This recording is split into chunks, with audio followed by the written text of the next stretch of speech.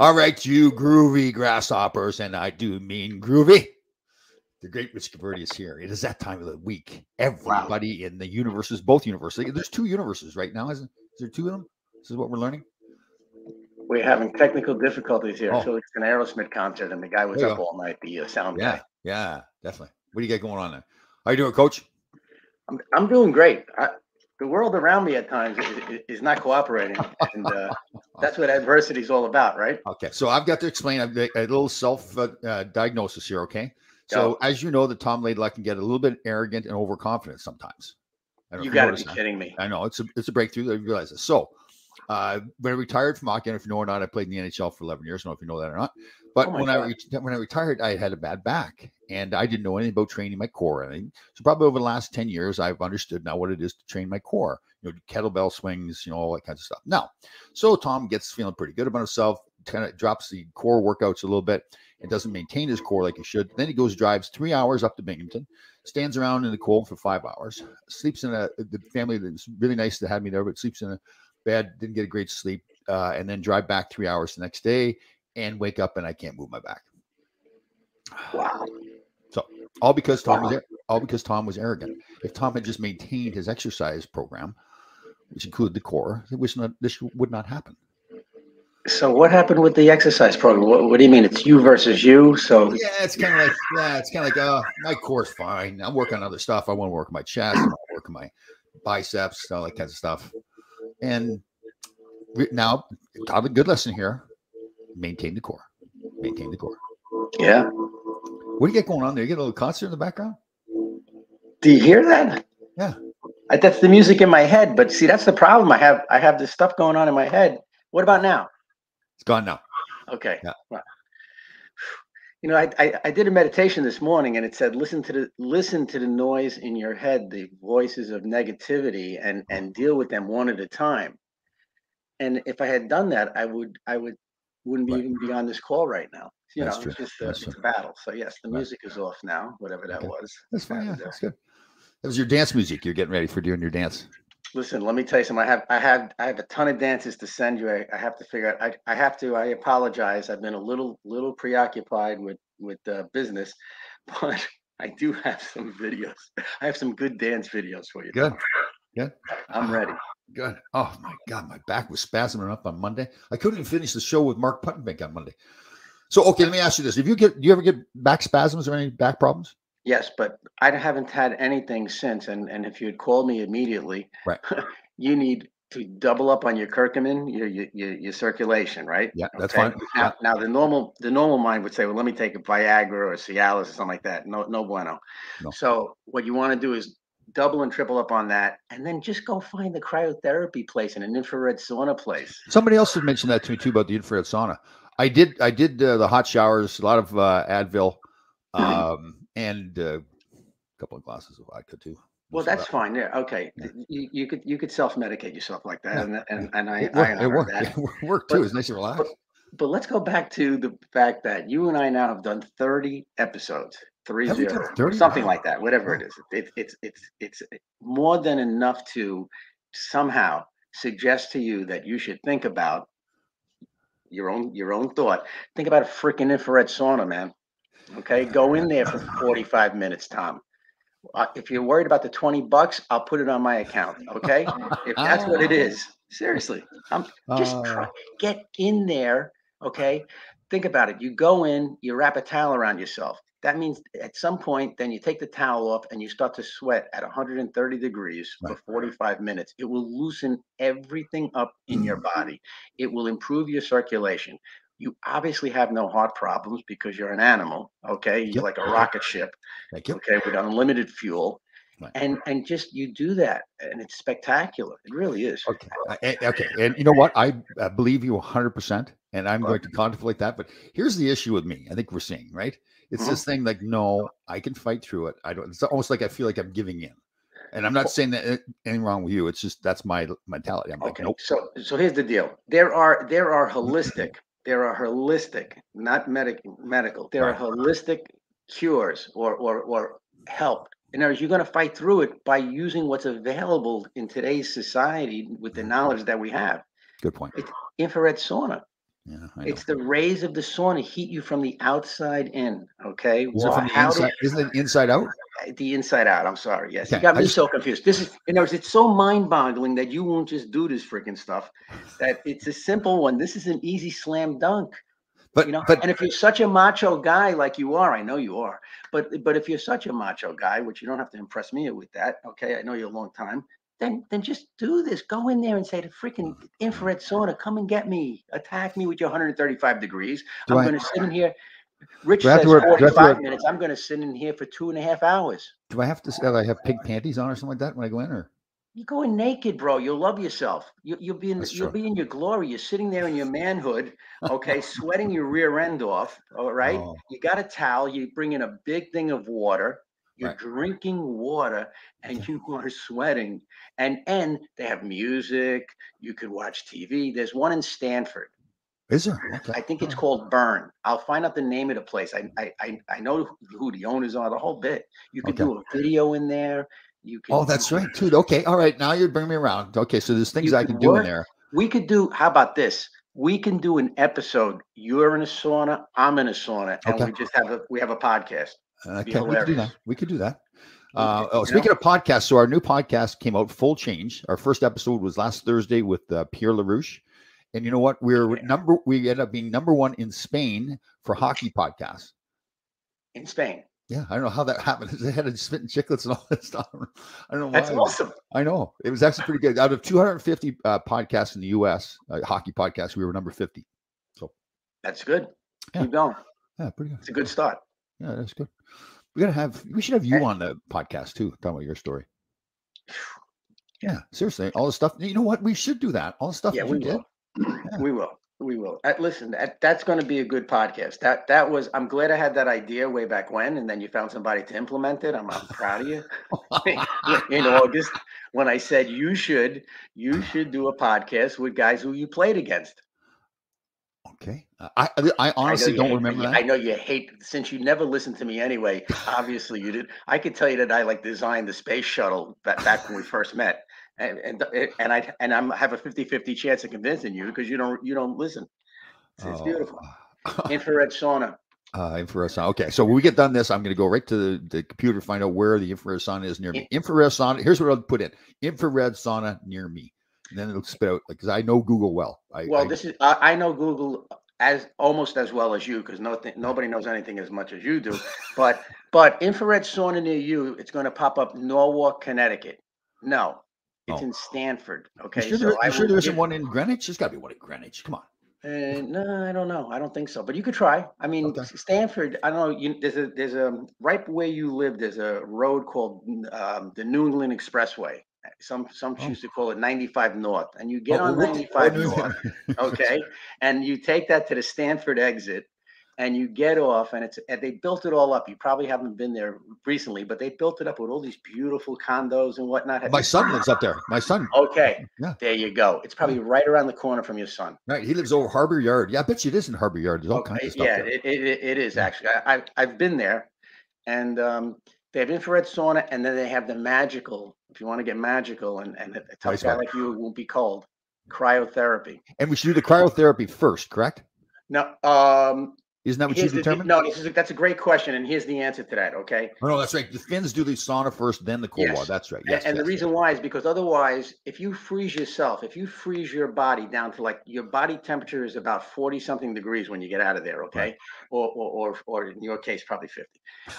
50-something degrees when you get out of the chamber, the cryo thing. Okay. If you go into the infrared sauna, you waste the first 20 minutes warming up again. Okay. So it's better to sweat your rear end off. Go in there. Okay, he listens. He just can't retain. There you go. my personal sleep expert there is jumping all over me. My God, he's got a point there. His frontal lobe. Is that really true though, Brendan? That if you don't get enough sleep, your frontal lobe is not retaining properly? That's what they say. Really? I got a big frontal lobe though. Look at that sucker. Right, that's the problem. Is it's just blocking a lot. It's there's a big guard there in front of the frontal lobe. Big guard. Yeah, God. You know what? God knew you were sometimes not going to wear a helmet when you played hockey, so He gave you a big helmet for it. That's true. That's true. Nice thinking. I don't need a helmet. You don't need a helmet. Built-in helmet. Melon. Right. So what happens? What happens though? I gotta be okay. This is just between us. What happens to little Johnny there when he get all frozen and everything? Well, first off, you're covering yourself. That when you go in there, you're wearing shorts. That's the whole thing. You do wear shorts. I thought we were naked. You better believe it. Yeah. Oh, absolutely. You also make sure that he isn't that you don't urinate. Oh, there you go. Thank you. Professor Boulevard. Very good. Barry Shelley on the job. Oh, okay. We got to cover this. Barry Shelley, the fantastic human being he is. So Mark Puttenvink and his New Jersey Warriors went up there to Cooperstown this weekend, and he put on a fantastic event. So sounded great. And I saw that, and I Barry, God bless him. That was spectacular. Yeah, he's a good man. And then you went someplace, and you were the scorekeeper, right? Yes. So I was up to this fantastic event. Jen O'Brien puts it on up there in Binghamton. She's got this group called ASHA. It's American Special Hockey Association for all people with special needs. Fantastic thing. And this family, this Larry Pierce and his family, I think his wife's name is Christina. He played hockey at Cornell. Really successful businessman. He does the demolition work. Really smart guy. So he's got all this equipment so that he'll take a lot of the materials from the places where he demolishes, and then he reuses them on his farm and everything. So built a rink, full-size rink with compressors, a whole bit. Really? Chiller outside. Wow. The neighbors were too happy with the traffic that was coming in for playing the games. So he bought some more land and built another road so he can come in another way. He's incredible. Yeah, he's a great guy too. Really about motivating. Like his workers are not allowed to say can't. Yeah, they find the thing is they find a way to get it done. So we had a long talk, really got to know each other well, and so we may be doing actually maybe you'd be involved in this too. We're maybe doing some camps up on his property. He wants to build some homes with multiple cots in there, and have people come up with teams and everything and do motivational speaking and all that. So that's brilliant. Yeah, let's do that. That's good stuff. Yeah. That's very good stuff. Yeah, so that was good. The only negative was the back. Oh man, and my own fault too. I know better. I've done this before, where you get going really hard, the back's feeling fantastic, and you say, "Okay, I'll push the back aside right now. I don't need to work in the core because I want to work on other stuff." And I should know that. I got to maintain it. So the back does everything. Yeah, I know, back and core, and I had really got that going too, where my back and my core were rock solid. And I was not stretching enough, but stretching. So it's my own fault. Yeah. Well, so of course, I have to power through it. I have to power through. You got to activate the core, right? You got to do some. Yeah. You got to. Yes, you could power through anything, but you got to activate the core, right? So stretch, of course. Then I drive the full 3 hours. Don't get out of the car and stretch it all. Just keep driving for 3 hours, and just when you get get home. Yeah, and when you get home, you pry yourself out of the car with a can opener. Wow. Okay. Well, that's. Yeah. Oh my God. Okay, so it appears now I am going to listen to you. I'm going to go to the infrared sauna. We know where it is. All you're doing is is listening to yourself. Okay. Listen to yourself. I want to see if something goes wrong, then I can blame it on you. That's the thing. Oh, you could fully blame it on me. Yeah, absolutely. As long as you go in there hydrated. Okay. First, if you go in the cryotherapy chamber, you gotta wear shorts. Okay. Number one, wear shorts. So I thought we were going naked. Okay, we're not going naked. All right, let's do this individually. Oh, that cryotherapy. Okay, I got you. Okay, I'm sorry. Cold. If you want to freeze little Johnny, well then don't. I went in once without the socks that they give you. The sock to put your sock for little Johnny? No. This is not the Red Hot Chili Peppers. You wear a sock and go on stage. Okay, naked. Okay. No. I'm talking about cryotherapy. You need shorts. Number one. Okay. There's a couple of things. Number one. You can't have any piercings, so you got to take off any piercings you might have. No piercings. No piercings. If you're like Governor Cuomo and you have those nipple piercings, that's you got to take those out. Okay, take them out. If you have a Prince George, Albert, whatever they call that other thing, some of these maniacs wear on their little Johnny. Well, they get those pierced. You get little Johnny pierced. Supposedly, yes. I don't know. I believe me, I've not seen that firsthand. Thank God. No rock stars that I know had that. But anyway.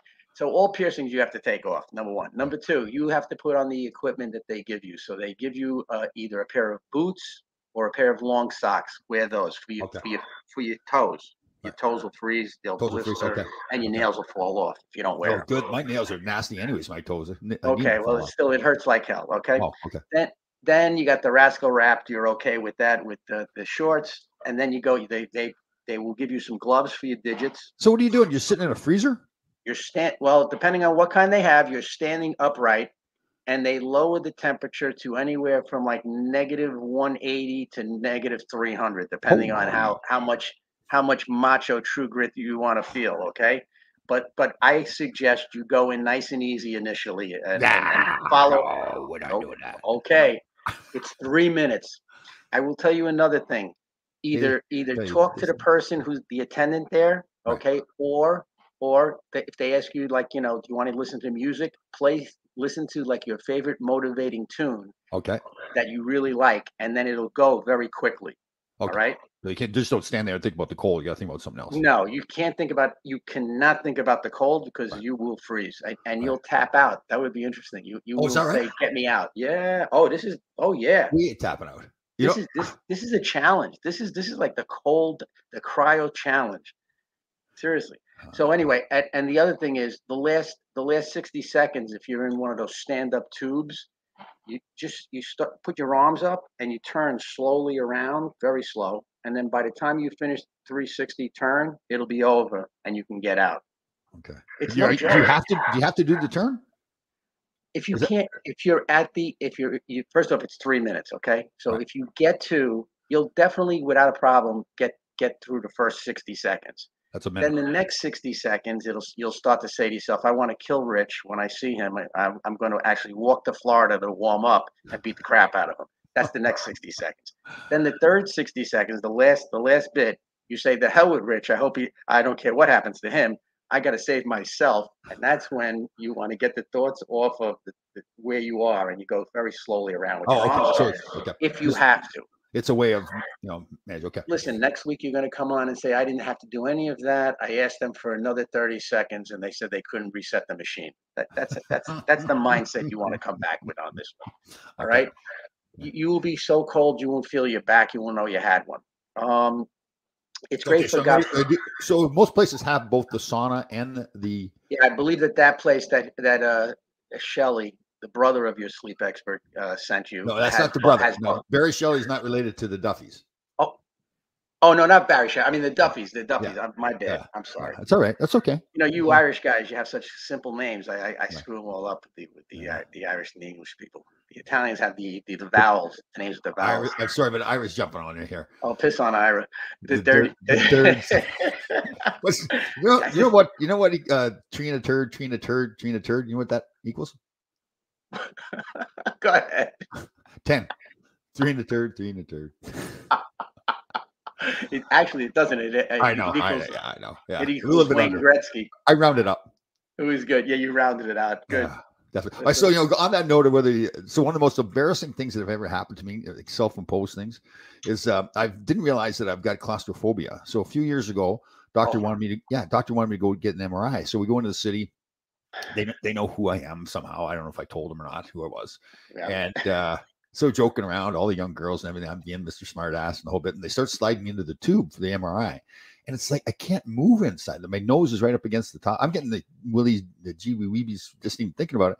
And now they're getting in so much. Now they think I'm joking around. I said, hey, listen, you guys got to get me out of here.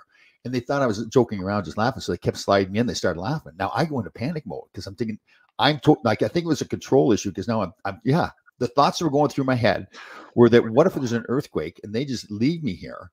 Now I'm stuck in the tube. This is what was going on in my head. And I'm like, I think it was a control thing. I mean, it was the abandonment thing too. I thought they were going to abandon me and leave me there. And these young girls, and I finally had to yell at them and say, get me out of here, please. And they pulled me out. I couldn't get back in again. It was traumatized. You were, yeah. Geez. That was embarrassing because there's all these young women in here. I am supposed to be this big, tough hockey player and everything. I'm screaming to get out of the tube. You know what's funny about that? I had a good friend of mine who was a security guard, bodyguard to all the rock bands. Vinny Terone, rest his soul. Vinny. He was deadly afraid of going in the MRI. Oh man! I mean, deadly afraid to the point where they had to give him Valium to get in there. Well, they offered to do that to give me the Valium. I said, nope, I'm not getting in that tube. It's not happening. No. Yeah, well. I don't blame you. I for whatever reason, I think guys like you motivated me because then I just went in and I said, "Freak it," for whatever reason, I hear you. And the thing banging away, like that banging going on. And I'm thinking, there's no way I can't get myself out of this tube. There's just no way. It was just so tight that I couldn't move. Yeah, but they're not as tight anymore as they used to be. I don't think. I don't know. This was probably 10 years ago. Was it 10 years ago? Yeah, probably was. When I went in, it wasn't. I don't think. You know how it even got to me. So when I was out in LA, they wanted me to put me in one of the open MRIs. I still wouldn't get in. think that's what I must have went in an open one. Oh, yeah. Because I didn't really feel I didn't feel that claustrophobic. Scary. But anyway, so the infrared sauna, I think that's an easy one. That you're just going naked, so you don't have to worry about anything like that. You wear a towel, wrap around you, and that's that. Right. And you'll sweat and drink it. Bring in a lot of water. Please don't forget the water. Okay. Yeah. I agree. And that's nice. And once again, music. Okay. So how long are you in the infrared sauna for? Well, I mean, you could do it anywhere from a half hour to as long as an hour. Okay. All right. So it's not as much of a challenge to that, right? It's just hot. Well, no, there's a challenge. You're going to sweat your ass off. And at the end of it, you're going to, you definitely towards the end of the infrared sauna want it to end. Oh, really? Okay. Yeah. And so you do that first. I would do that if you really, what a zap of you'll love this stuff. You do the infrared sauna first, then you completely dry off. You make sure that you dry off completely. Oh, okay. Luckily, you don't have hair, so that'll be easier to do. Because then you're going to go into, probably you wait 15 minutes or so to dry off. Then you go into the cryotherapy chamber. Whew, fantastic. So you go from getting so warm to just freezing cold. Yeah, it's great. It'll invigorate the hell out of you, Tom. I'm telling you right now. We did that. We were in Finland. My second year pro. Herb Brooks took us over to Finland, a place called Viramäki, I think was the name. It was a training facility, and they did a big thing over there. They had ice cold pond, so we'd go sit in the sauna. Well, obviously we'd had a few beers too, but we'd sit in the sauna and then we'd go jump in the pool in the pond. But that was after a few beers too. So. A few beers, God bless. Well, I did research a little bit. You can do the infrared sauna every day too, right? Yes. Oh, cool. Yeah. Good. And the benefits of the infrared sauna again are. Well, circulation, number one. Circulation, okay. Pain relief for muscle soreness. It's going to help you with your muscle soreness. It's going to raise all your levels so that you really it's mental health too. I mean, you're going to feel fantastic. It really, and it works. Okay. Right. It's also it's good for your skin. All right. It's good. It's also good for your skin. If women, women are into making more collagen, it's just fantastic. I mean, as far as that goes too, it hits you on so many different levels, and also it's great for your heart. Right. I mean, obviously, all that circulation is going to help your heart out, but not that you need it. I mean, but it's going to improve your heart health. It's too much. The place charges almost $200 for a 30-day membership. But Barry, that is for probably everything that they have there. You could use. Oh, okay. I wouldn't.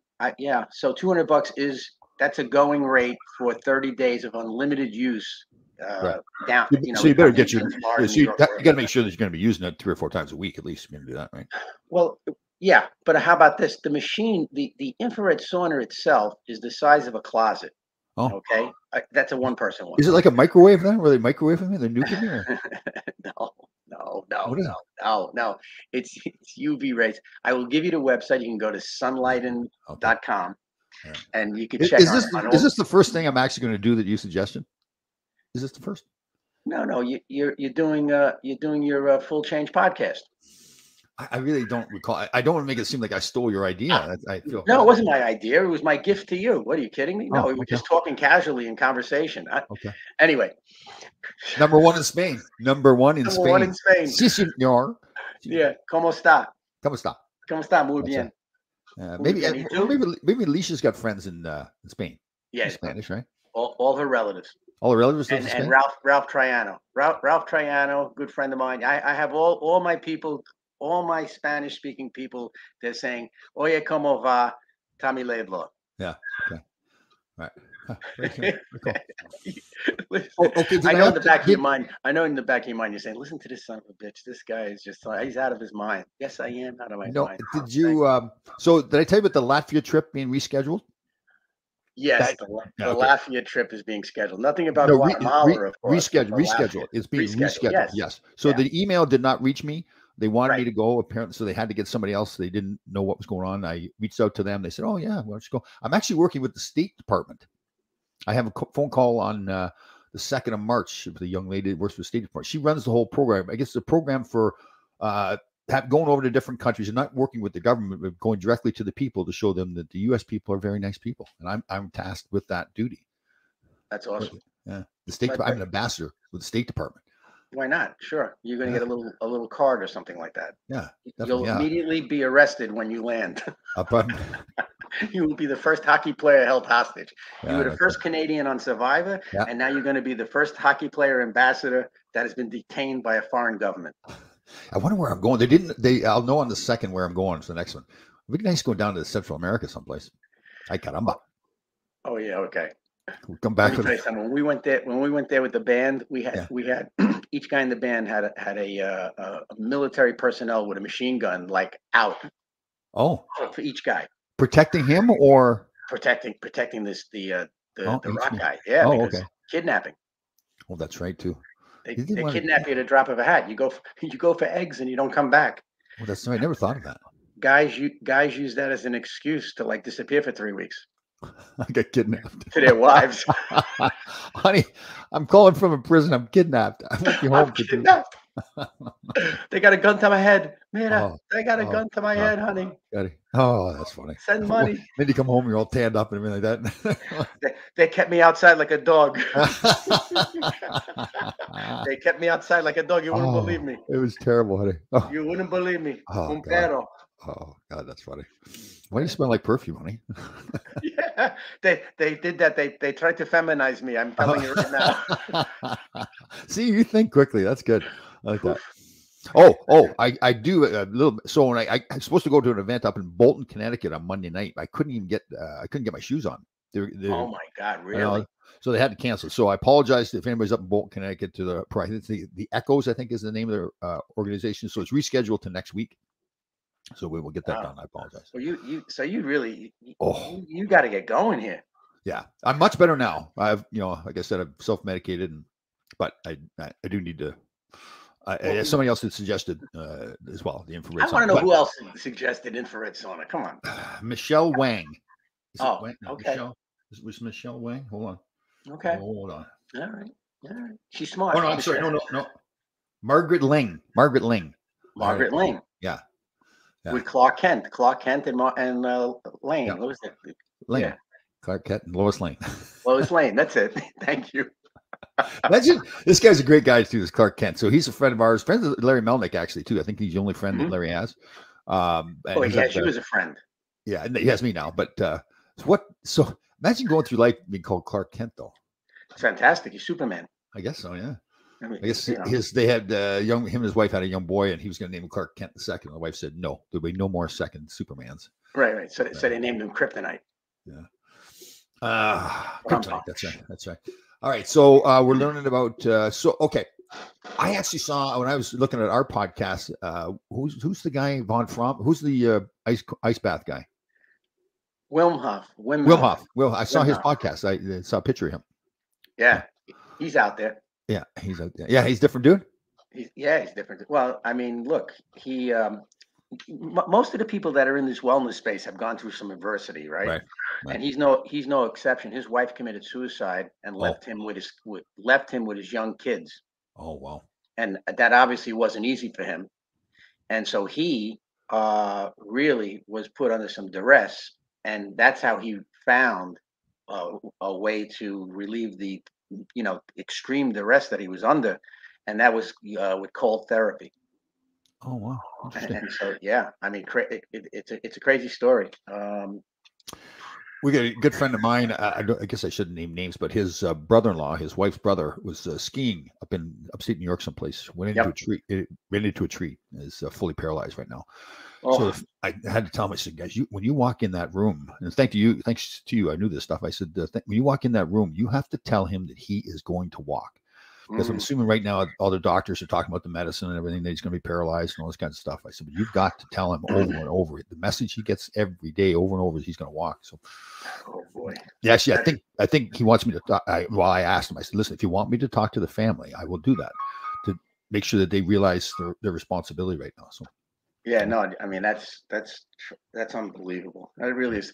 That's like the kid. I don't know if we talked about it. One of the kids that I coached for the Mariners, starting at Pee Wee, and then he went to, he played from Pee Wee right up to 18U for the Mariners, and then he went to Fordham University and played for me 4 years there. Oh, wow. And so after he graduated, fantastic family. They live on Long Island, just beautiful people. he went someplace that the thing to do with wherever this bridge, there's a little bridge, okay, and it's just a jump into the water like 20 feet or something like that. Right. And all these kids all do it all the time. He jumped and hit a sand barge, and is paralyzed from the neck, from the back down, I guess. Right. So he's in a wheelchair. Right. And just an active kid, beautiful person. Long story short, I read a post where he, I think, is taking like mushrooms or something like that. Oh. And psilocybin, and he's now like dreaming that he could, he's having hallucinations that he's walking, whatever. So, yeah, I believe in that so much. You really taught me that too. I do believe more and more about the power of your mind. Like, forget. I'm not saying I should be careful. I was going to say forget science. You can't forget science. Right. Science is there. But it is the science of the mind. Right. Yep. Yeah. Billy Contradidiac. He's so funny. Forgot the two best guys on Facebook was on. Were, not was, but that's fine. Tom and his ego. That's it. There you go. Look at this. You listen to his converting stuff. Forgot the best two guys on Facebook was on. Could you say was on? Was on or were on? Maybe I'm wrong. Wait, you're right. Forgot the two best guys on Facebook was on. No, he's wrong. He's talking. He's trying to talk to me, I guess. Is that a note for me that you're speaking illiterate? No, I think he's saying it. I think he's making a jab at me. But let's get the grammar here correct. Forgot the two best guys on Facebook were on. Yeah, forgot the two best guys on Face Off was on. Huh. Yeah. We're on. It should be on Facebook. Yeah. We're on. Right. But Bill, thank you. He's not a Wednesday guy. Thursday he was snappy. I don't know what goes on Wednesdays, or should we say what he does on Tuesday nights? Maybe. That good point. He might get banged out on Tuesday nights. He might go meet those fire guys. They you know what I'm saying? He goes to like the firehouse and they all hang out, waiting for the bells to ring. Look what Eric LeGrand is doing. We're a football player from Coffee and Whiskey. Wow, very cool. Coffee's at presidential. There you go. Very cool. So he's back and walking and everything now too, right? He was paralyzed. That's awesome. Yeah, I remember that happened. That was a while ago too, wasn't it? Like 20 years ago or something. I don't know if it was that long ago, really, but yeah. But that's got to be devastating. I mean, that really for anybody to be paralyzed, and then for athletes like Nick Bonacani's kid and all. Oh, that's right. Yeah. Oh my God, that's just. Oh, so Deb's saying it is R on, huh? Oh, R on, Deb. Okay, over in Omaha, Nebraska. So right. Deb forgot the two best guys on Facebook are on. Oh, right, Deb. Good job. I was wrong as well. So right, Deb sharp. Way to go, Deb. Way to go, Deb. Debbie. Deb's right on top of things. Let me tell you. She asked me if I toured with Aerosmith in the 80s and played Omaha, Nebraska. I gave it a date that we were there, and she was at the show. Oh. Yeah. Oh, come on, Bill. That's an old one. That's fun. Yeah, come on. Get better than that there, fireman. You're a real hoser, bud. Oh, man. Oh, man. My God. All right. So I've finally given in. I'm going to go get the infrared sauna. Yeah. And make a video out of it, though. Yes, you're right. Come on, seriously. Let's have some fun with that, Tom. You could dance in there just from the But okay, here's the thing. From the waist up. That means I have to bring my phone in there. Will it get damaged with the heat? I'll tell you what. Here's the deal with that. You bring it in, and then you can open the door because you're not locked in the place, and you can put it outside. You make a quick video, and then you put it outside because, yes, it may overheat. I know mine. I mean, I brought it like the first time I brought it in, it overheated. I was sitting out the back deck so last week, and it was a little cold. My phone got to the point where it wouldn't charge anymore. So he said, your phone cannot charge any longer. Really? Yeah. Wow. So Tom, yes. do we want to go back to like having this be like about wellness? Like, what if I asked you the question, the importance of mindset and mental toughness in sports and in life? The importance. So you asking me to speak on that?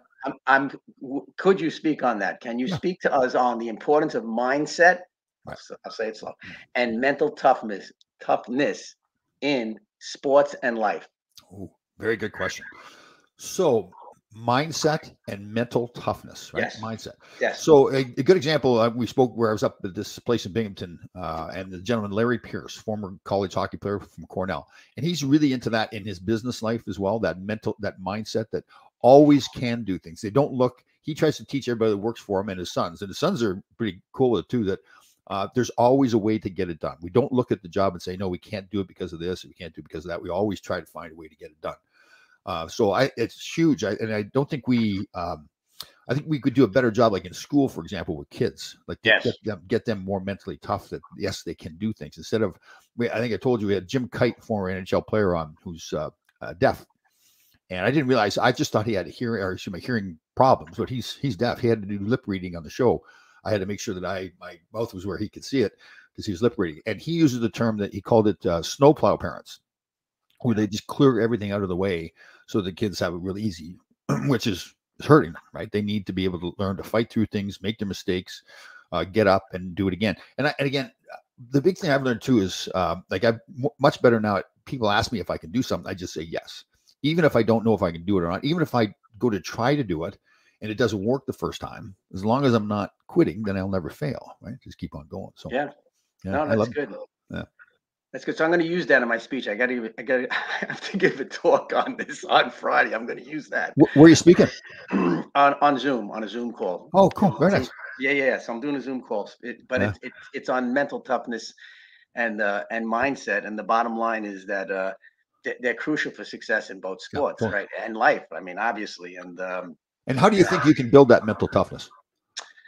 I think that basically they have to. It really comes down to attitude, belief, value that shapes somebody's perception of themselves. I mean, so first thing you have to do is you have to perceive yourself as being mentally tough. Right. If you say I'm not mentally tough, so your thoughts, right? Your thoughts create your reality. Yep. Cool. Right. So that it starts with that, and then you have to get little victories on it. You have to realize the times in life when you did face the adversities and how you got out of it. If you're still alive, that means that all the adversity that you've had from 0 to 60, right? We're still here. Yeah, still made us what we are too.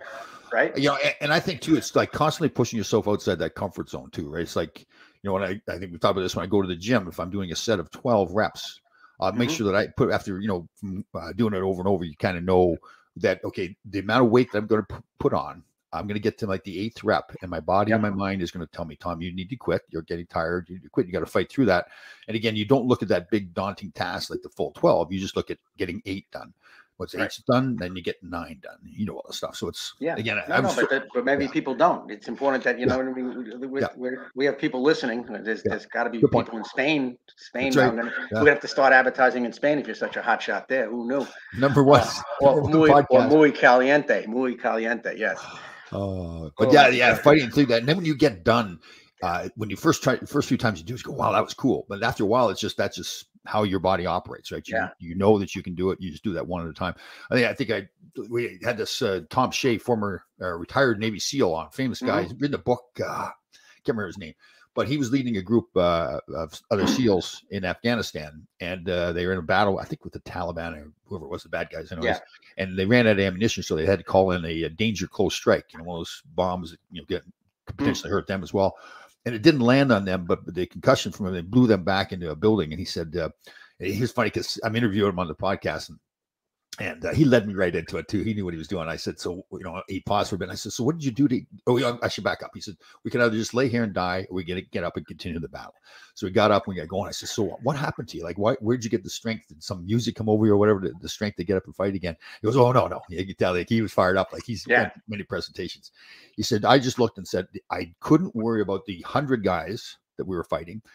All I could do was worry about the first guy who was in front of me, and then the next guy in front of me.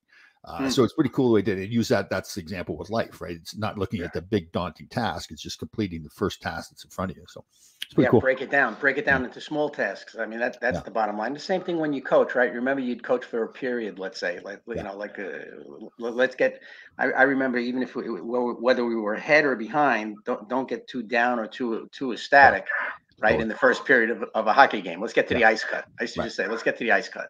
And the other thing I loved was in the big games with the TV timeouts. Like, not enough coaches use the TV timeouts in hockey. It's that's a blessing, having that TV timeout with, you know, oh my God, that was glorious. That's good stuff. They are true. Yeah. We would call it having a short memory, right? So if you had a good shift, forget that one. You get another one coming up. If you have a bad shift, forget it. Yeah, exactly. That's why I see. And I know some of the top players, like particularly Sidney Crosby, like looking at the iPads on the bench now to go over the previous play. And I get it. I guess it's smart because you're looking at trends or whatever. Like, how could I do something different? But for me, man, I want to be focused on that next shift, right? Yeah. So you have the Chris Kreider mentality where he takes the iPad out of Zibanejad to whatever. He takes it out of Zibanejad. That was classic. Hand, that was classic. Throws it on the ground. That was great. Kreider's I would say Kreider's my favorite NHL player right now. I know people may pick on because he's not always at his best, but I almost think like knowing him, and it's getting, not like we're best friends, but we do events together. He's this intelligent guy, very thoughtful, very dedicated, disciplined guy. Real gentleman. I think he's good. But I like him. I like a bunch of the Rangers now. There's a lot of nice guys, not nice guys, but good guys. There's good guys when I meet them. There's a lot of good guys out there that are playing. You would like them to be maybe a little bit nastier sometimes, right? Like I think Dave Maloney said it. You want these are all great guys that you want to date your daughter, but you want some of those guys that you don't want to date your daughter, right? Like as far as hockey is concerned. But. Yeah, I get it. 100. That's a great analogy. Yeah, you definitely want a couple of tough guys out there. And you look nowadays, and you're like, wow, where's Colton Orr? Whoever. Guy like him or whatever. Like look at Lucci. I mean, Lucci's he's got a screw loose. Then I see, hey, how about this? How about, and I know as always we're all over the place, but the guy who said Connor McDavid is not a good leader on Edmonton Oilers. Who said that? Did you a player? Yeah, publicly. I think it might have been somebody from like a Sweden or something like that. Yeah, just said it like in the last couple of days. You kind of wonder, like you look at him and you look at Austin Matthews as well, like I've seen a couple of videos where like he's a big kid. I know he's not a real physical guy, but things are going on. He just steps away from the play and lets other guys handle the physical stuff. It's like, I know. Yeah, I know. Not everybody's going to be Mark Messier. There may never be another Mark Messier, but one of his things was that, he had guys who would stick up for him, but he stuck up for himself too, right? You got to stick up a little bit for yourself. I don't know what to tell you. Yeah, it's definitely a different game, huh? Like you look at it. There's a lot of skill. I mean, there is a lot of skill, and guys are running the goalie like crazy. And there's not much. A lot of teams don't seem to have the guy that would step up and defend their goalie even. Yeah, it is a whole different game. It's not even fair to these players to say that they shouldn't. It's just they're drafted for different reasons.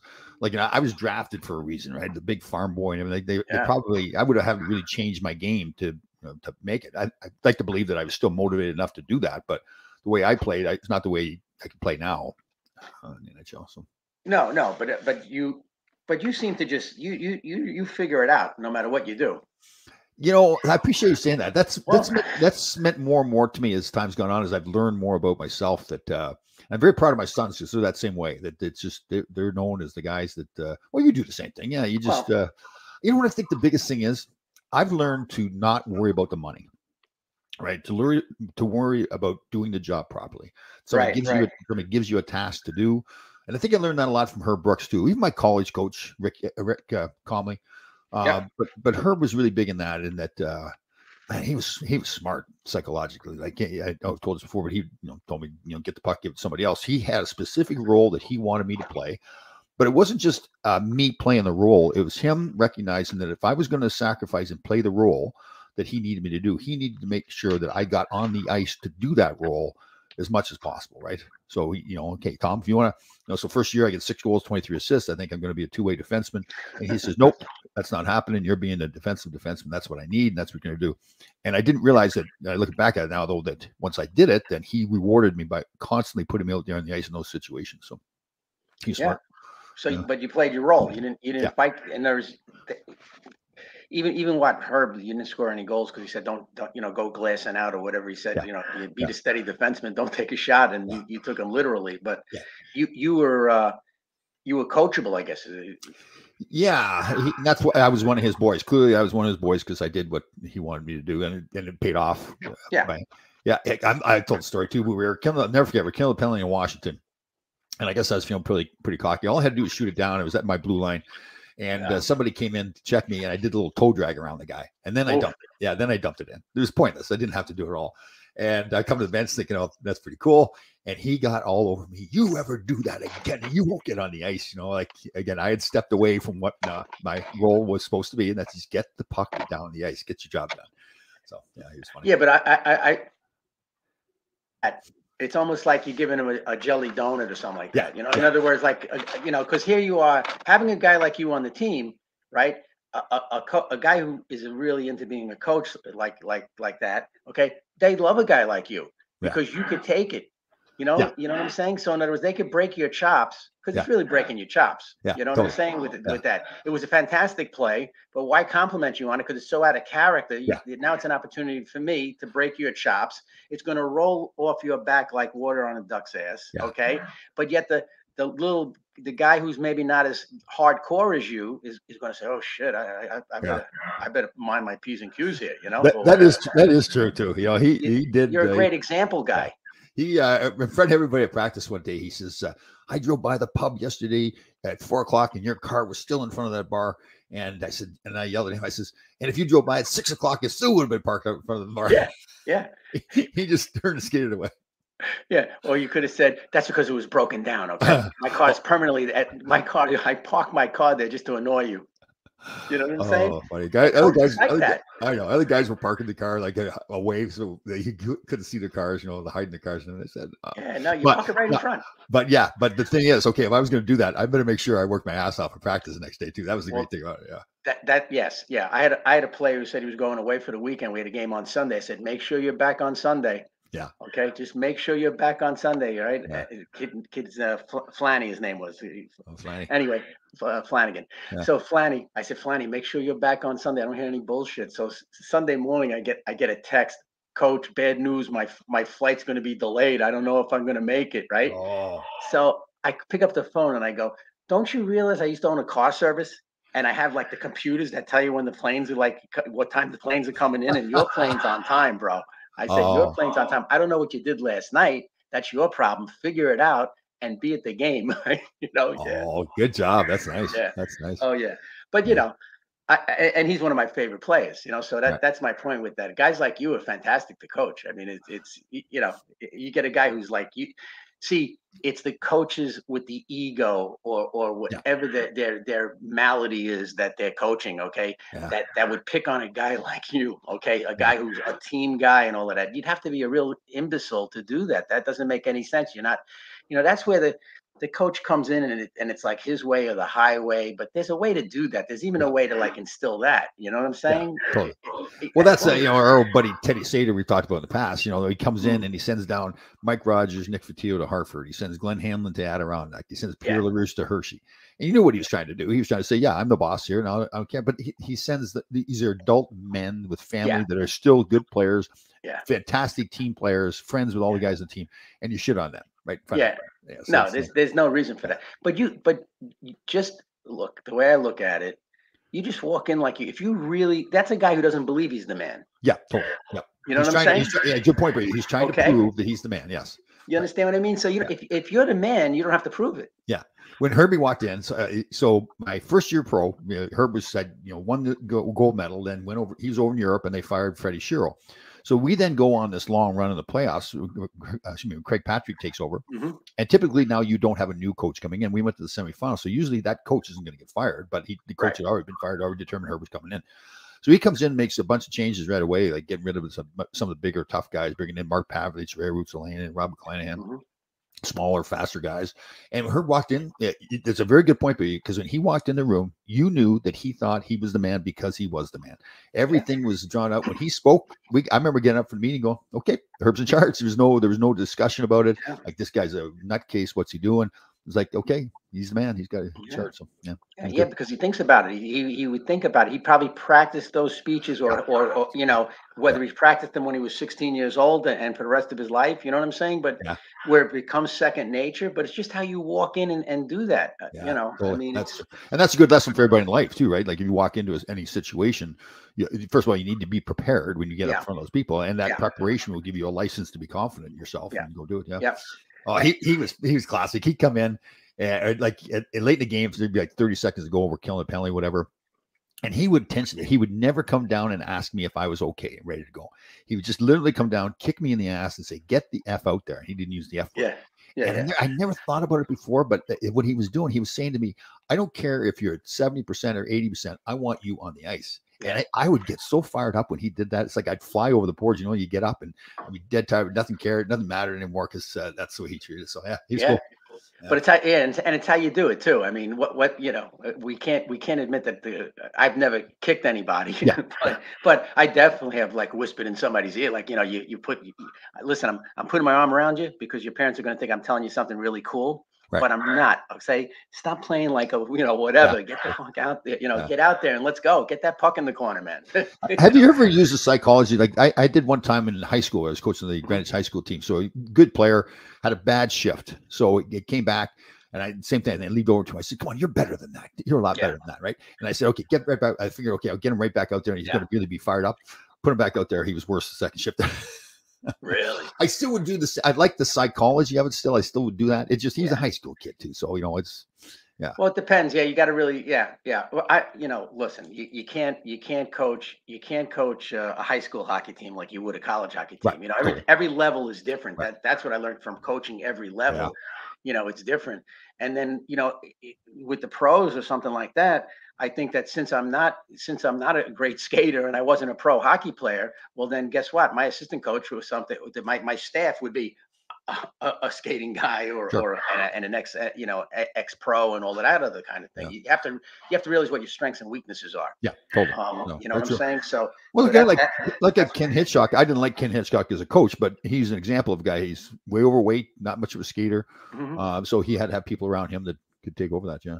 Yeah, I mean, you need that kind of stuff. I mean, I felt that I could motivate people, and as I got longer in it, you know, when I did it for 20 years, right? So towards the end of my career, I was pretty good at motivating people, and there were all kinds of tactics. I mean, there really was. And then I don't know about you, but there would be games where if you're into it, you could actually feel that this next face-off you're going to score. Yeah, no, it's true. And you get that feeling and I got to tell you, I can't tell you how many times it happened. I would take off whoever was on there and I put the line out that I envisioned in my head would score, and it more often than not it happened. You know, to the point where it was funny, real quick. So just real fast. One time, the line I took off had a kid who, you know, would always ask me questions, or he would come back at me, a kid from Queens, which I liked, and he said, "What are you taking me out there? We were doing great." I said, "Because this line's going to score on the faceoff." Right. And Tom dropped the puck. They score. The kid goes, "I'm never questioning your decisions again." I said, "Thank you very much, Anthony." Yeah. Well, you know what you did so well too? Like, I really felt that you showed those players that you really cared about them. So that was the first thing. You cared about them as people. So that's the first thing. That's the foundation right there. Then you can say, listen, there's always going to be arguments and disagreements, whatever. But for the most part, they said, okay, even though I don't agree with this decision, like that kid there, he knew that you really cared about him. And well, see, that's the thing. I did care. And then thankfully over the years, I got more experience at how to demonstrate that I cared. You know what I'm saying? In other words, when because I came from the Bronx, so I came from tough love, and some of those kids maybe couldn't take as much of the tough love. You know, I had to realize quicker that, and as the kids changed, because the kids definitely have changed in our society as far as from a coaching standpoint, that the kids that I 20 years ago, the kind of coaching I did wouldn't work nowadays. Because you have to just come at them with, like you said, I know you guys are better than this. Yeah. You know what I'm saying? Yeah, I know you guys are better. We're better as a team than this. This is ridiculous. Come on. Do you think pro coaches, I know it's tough because we're not on the bench, you're not in the locker room. Do you think pro coaches use motivation as much as they should, or do you think they use it all now?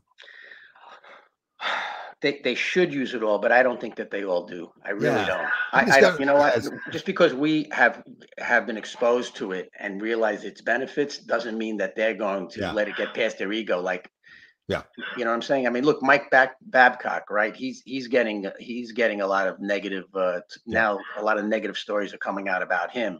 I know Sean Avery. Sean Avery just said something matter-of-factly about one of his coaches, Crawford, I think.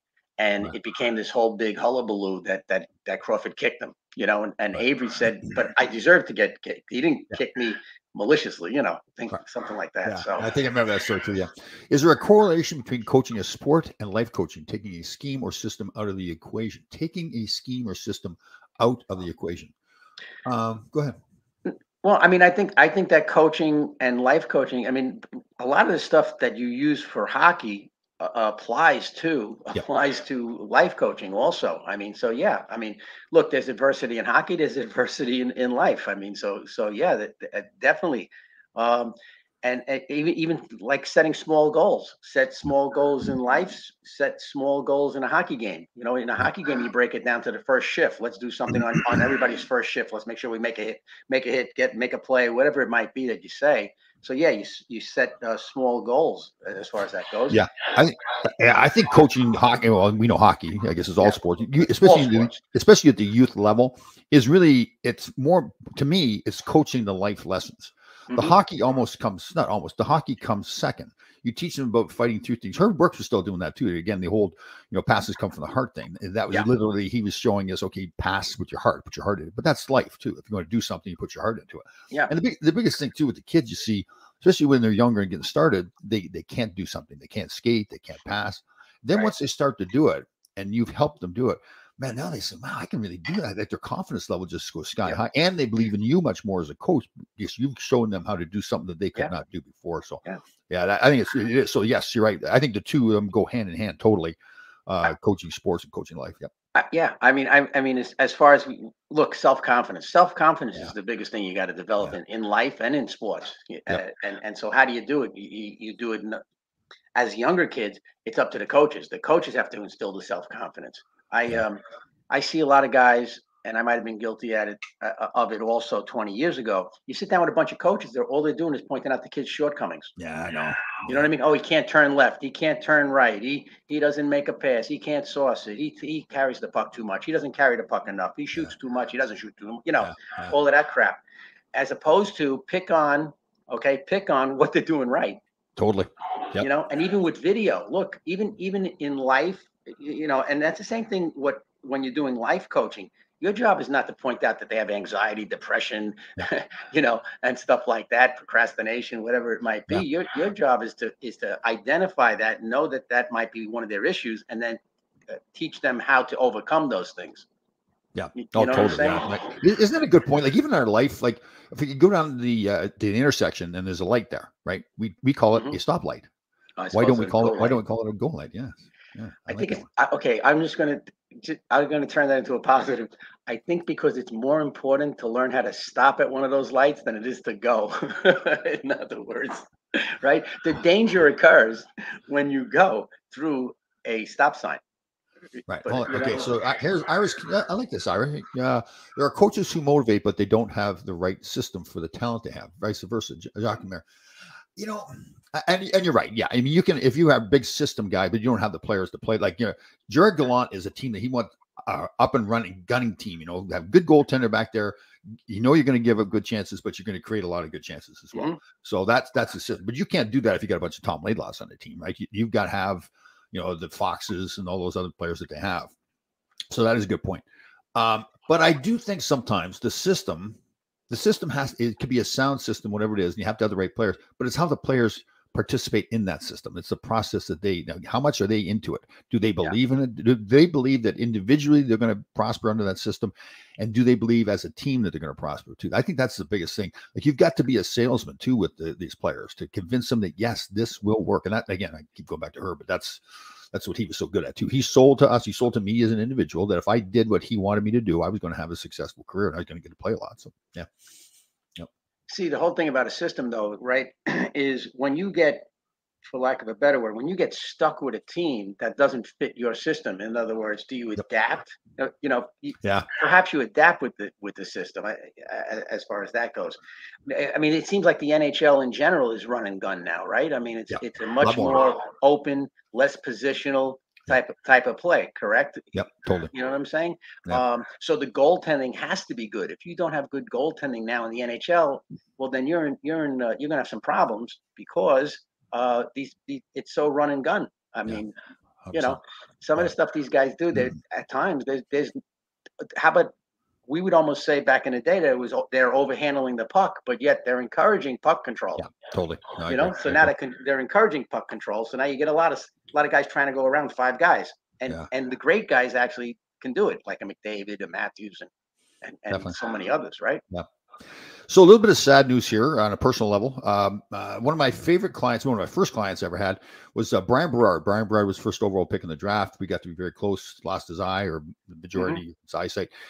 So I got to be very close with his family too. And Pam Berard, his mother, is a fantastic person. Just she's one of those people she's a fantastic person, but she's a fierce. Like if somebody ever picked on her sons or anything like that, she would just rip their head off, So great. So she's been battling cancer lately, and it's gotten worse and worse. So she will not be doesn't appear she'll be with us that much longer. So big shout out to her again, Pam Berard. We love you very much. You're a rock. God bless. Wow, and God bless the family too. Everybody involved with that, huh? Yeah, they've got Brian's got 2 brothers, 2 sisters, I believe. I believe I'm correct in that.